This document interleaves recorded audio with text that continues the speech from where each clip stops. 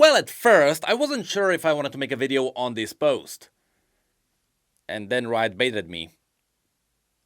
God damn it. So, as TFT enjoys its delving into random encounters and the ever-changing landscape of people brute-forcing metacomps, on the design level, the team is going wild.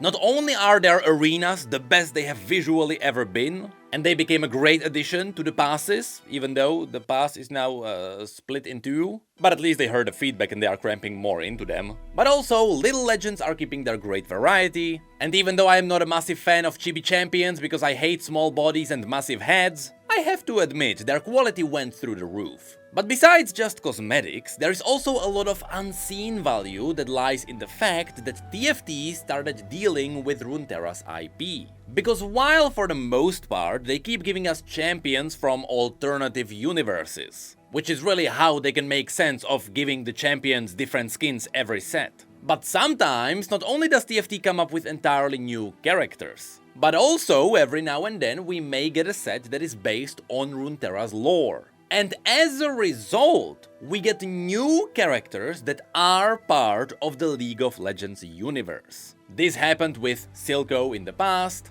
and this set it also happened with Kobuko, who may be in a set from an alternative universe now, but in a recent post from the team we learned that his base version is canon in Runeterra. Which is not only cool because Kobuko himself is dope, but this also opens up a massive window for future opportunities. And that is exactly what Riot is teasing at the end of this post. It really seems like we will get even more OG characters, or some potential characters which we already know from the lore. So without further ado, let's dive into the post about Kobuko, which also mentions Runeterra's IP. The post begins by celebrating the many firsts of the newest TFT set. We got a loon with a totally unique model as a new unit. For the first time, we even got some unique skins from Wild Rift ported into TFT. Specifically here, we got Mythmaker Zoe. And of course, they also introduced an entirely new character to Runeterra. So, designer Michelle Sloan, concept artist KK Zhang, and animator Steve O discussed their Runeterra-based original character, whom we know as Kobuko, but who also got an official title of the Joyous Paw. Apparently, the idea for Kobuko sprawled from the Fortune trait. Simply said, Firecracker Teemo and Tristana needed some kind of a frontline. But the issue is, Yordles are quite limited when it comes to their tanks. From all of them, only Poppy and Amumu really work. And outside of these, the team has to get really creative. For example, in some previous sets, they did turn Kennen into a tank. Or they even tried turning Annie into a pseudo-tank with her shield. And of course, Vex worked in a similar way. And as all the Yordles kept rotating, it became obvious it was time for something new. But being a tank wasn't the only role Kobuko had to fill. He also had to fit the Fortune trait, which arguably was about silly fun, and previously that role in the Fortune trait was filled by Tahm Kench and Annie. But at the same time, the team also wanted to dip into Runeterra's IP, which is something they had actually done with some of their previous units. For example, T-Hex is something that already existed in the universe, as well as the newly remodeled Baron. And as we mentioned, Fortune felt very special because it felt like the stars had aligned. So besides just Kobuko, the Mythmaker Zoe skin from Wild Rift also just perfectly fit this trait, perfectly fitting the color theme of not only Fortune but also Story Weavers. Which is what gave the team the opportunity to do something even cooler. So the cross-collaboration with Wild Rift had started at the same time, which is where Riot kinda teased this may happen again in the future. So be ready for more Wild Rift exclusives to appear in TFT, or at least whenever it makes sense. But now, back to Kobuko. Apparently, even the concepting phase was scary because TFT had never done this. They had never made a brand new character in Runeterra's IP from scratch. And instead of designing his narrative side and his visual design together, which is how champions are made in League of Legends, in TFT they first made up his personality and his story. And it was after that that they focused on what he would look like. In fact, long before they started working on the visuals, they had their voice lines already prepared. That's how much the character carried the rest. And here they even gave us their favorite quote. "When life gives you sour bandleberries, make bandle brew." As they described, it's the kind of character that encourages you when you fail, and when you lose to him, he's confident you'll beat him next time. Now, what's a really cool detail is that when they were working with the voice actor, they got him to hum the Ionian theme, which is something I honestly didn't realize was the case until now. So here's Kobuko's voice.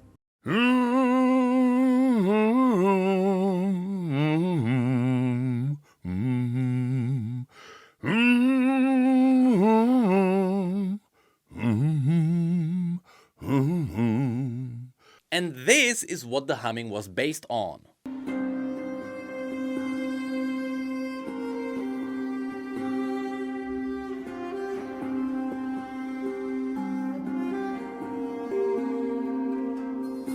And what's awesome is that the voice actor recorded this humming on the spot while hearing the theme once. So, with the personality done, it was off to the concept art. Here you can see the massive variety with which it all started. From a monk to an elderly musician, to a brewmaster, to just an old yordle, or to an old yordle traveler. In the second wave of concepts, we can see that the wandering part stuck around. But they still weren't sure about the build of his body. But eventually they landed close to what we have now. Now, since this is TFT's first original character, the League Champion team as well as the art director helped with their past experiences. So even though this was the first time TFT was making a new character, it's not like they were going in blind. So, while Kobuko was a short yordle, he also needed to be tank, which is why the team made him chunkier. Also, they had the idea of giving him armor. But with him being Ionian, with most of his power coming from the inside, it wouldn't really support the overall idea. In fact, the dominant idea was simply to make a happy, chunky yordle. And, I quote, "I imagined burying my face in my cat's furry belly and imagining her healing me. I wanted that for Kobuko." Well, don't we all? And so, slowly, the team was landing on big paws, which would not only be for fighting, but also hugging and clapping. So, this is how they ended up on their final concepts. But apparently, that was all still a last-minute change. Before that, they were still exploring a couple of ideas with big fists. Originally, they even wanted to give him some training weights, which did give him a bit more of an offensive look.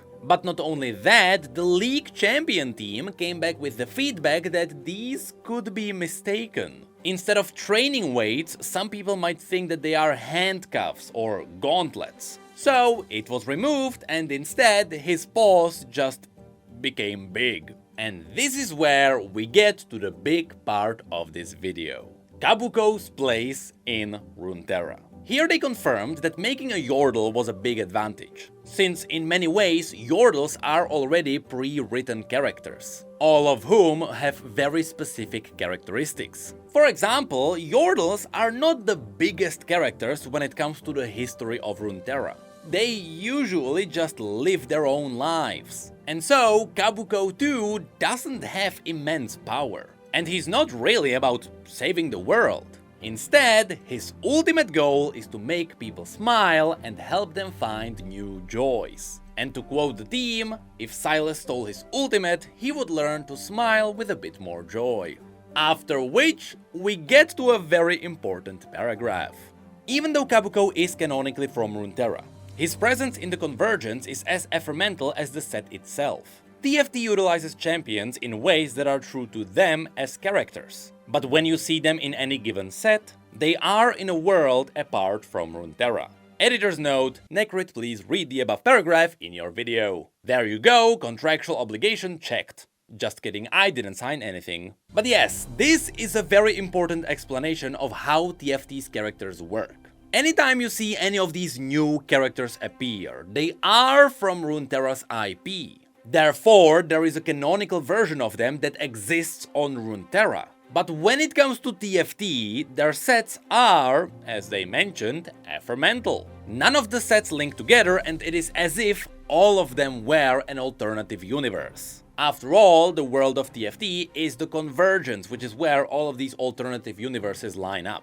So while this very specific version of Kobuko may not be the exact version that walks on Runeterra, it still confirms that there is a version of Kobuko that exists there. So he is indeed canon. But the cool part of this is that this goes both ways. It also means that because he is canon and because he is used in TFT, when TFT makes new sets, he may come back with new skins. What's awesome about all of this is that it shows us how dedicated the TFT team is to honoring League's IP. We may be getting Kobuko now, but in the past they already pulled a lot of lore characters from the IP. So who knows, if this keeps rolling, maybe we will get Cytheria the next time we get another lore-based set. Because from all the characters, I believe that's still the one that most people would be excited about. Anyway, long story short for this part, Kobuko is canon.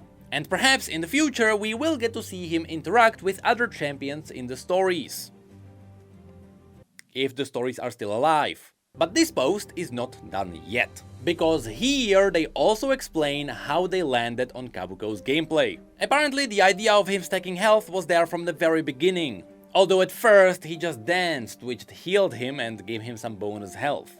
But this had a massive flaw, because while he was dancing in a happy-go-lucky way, everyone else around him just died. So he just danced there, while being unkillable. So they simply gave him some damage instead of the heal, which tied back to the big boss. And here we get an underappreciated line that links to what I said before. In the future we may find different things for him to do that inherit his Yordle magic, his positive personality, and his muscles. So as I said, it seems like TFT plans on Kobuko making a comeback, and they are already thinking about his future abilities. After which we also got a short talk about his animations. Simply said, this was their first bulky Yordle, so it wasn't hard to distinguish him visually. But also he had no intentions of aggression or violence, but rather he would protect and mend. These were the pillars for his animations, which acted on both his movements and his facial expressions. So of course, the warm smile had to be included everywhere.